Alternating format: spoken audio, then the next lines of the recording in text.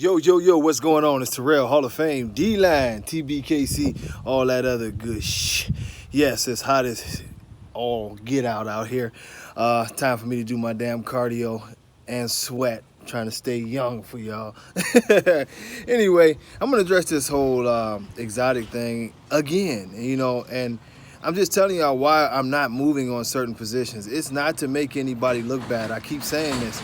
It's not to make anybody look bad. It's not to be political or at all. I do my research. I do my study, and sometimes I waste too much time doing research and studying.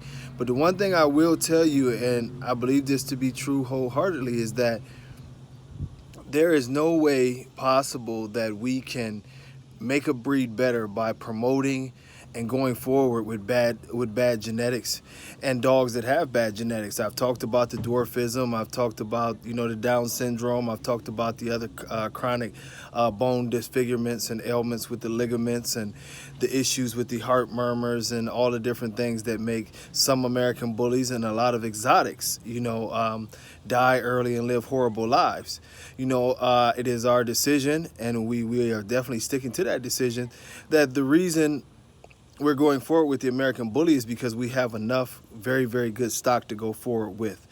The American Bully did not start off as a troubled breed, and you will hear this, and I've heard this from some of my friends today as they made a case for exotics, is that, the UKC had a problem with the American Bully just like it is with us and the exotic. No, it didn't. That's a flat-out lie, and I'm going to tell you why it's a flat-out lie.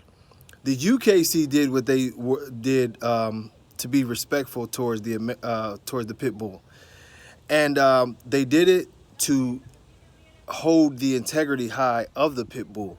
The UKC actually lost money in a lot of stances by kicking certain people out, starting to put bans on certain dogs, but it was all to maintain the integrity of the dog. Now, later on, yes, they did try to make the American Bully, but they still have their own strict standards that they go by with that, to even if your dog qualifies. The biggest difference in what we deal with the exotic is, the question is not, is exotic posing as an American Bully as it was with the American Bully and the pit bull. This is a very, very simple thing of health and morals. We obviously see that there's a huge, and I'm talking about huge, 90% of those dogs have a very huge health problem. They're suffering from one ailment or another. They're not a healthy breed. They die at a very young age. So why would we promote this? You can't start from as my guy Will says, you can't start with shit and expect to get sugar. We are promoting a situation where people are overbreeding, irresponsibly breeding, and just basically pimping a breed to try to make money as fast as they can. All the while, we have dogs getting stacked up in the animal shelters and things because these people don't care. There's nothing that can come. I've talked about this on a live yesterday. There's never been a situation in history where any geneticist or any breeder of any type of animal has said, I'm going to take totally bad genetics. I'm going to take issues like Down syndrome and dwarfism and all the other issues that we talked about. I'm going to take those and somehow I'm going to breed it out and make it better. The ultimate process to make better has always been elimination.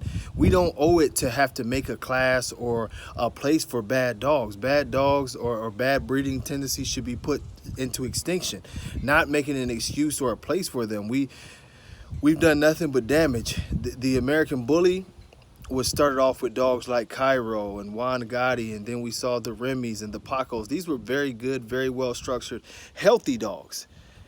There is no examples of this in the exotic community, and overall, it's pretty pathetic. It's pretty pathetic. It's a pathetic argument to say that we can do anything better with the exotic, or that, we should make a spot for bad American bullies.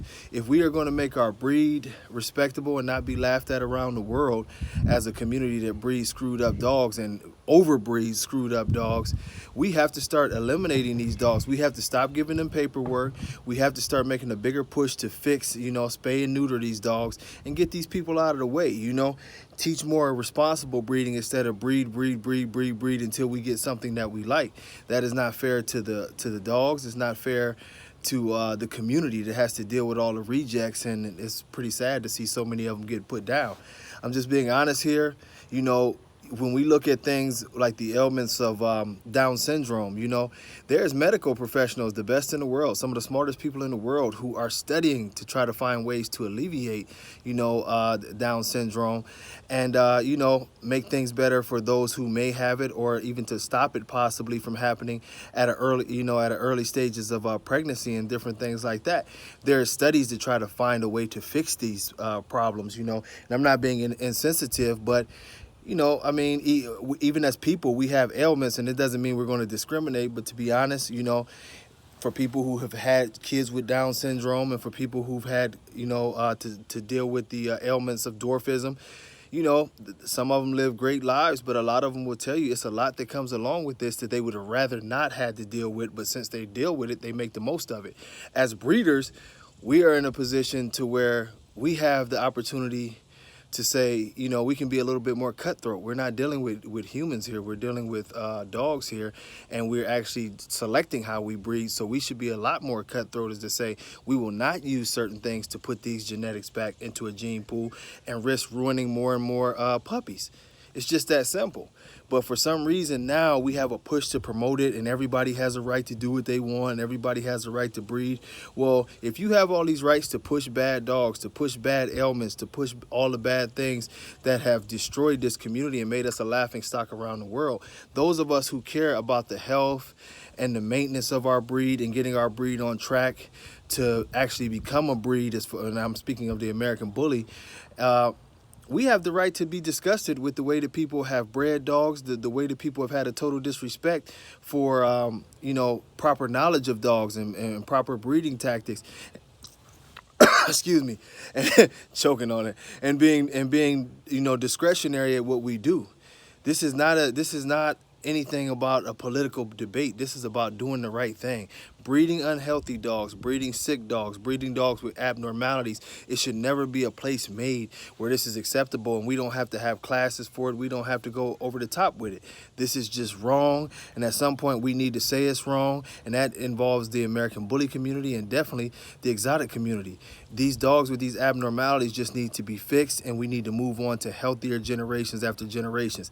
That is the only way to improve you know, what we're doing here. You cannot improve by using bad to try to make good. You eliminate the bad, you take the good, and you make more good. It's just that simple. It's always been that way. This is what real dog breeders do, and hopefully our community will catch up. But I just wanted to address that, man. Hopefully y'all having a beautiful day. I got about an hour out here, so let me go die out in these streets. Much love. Peace.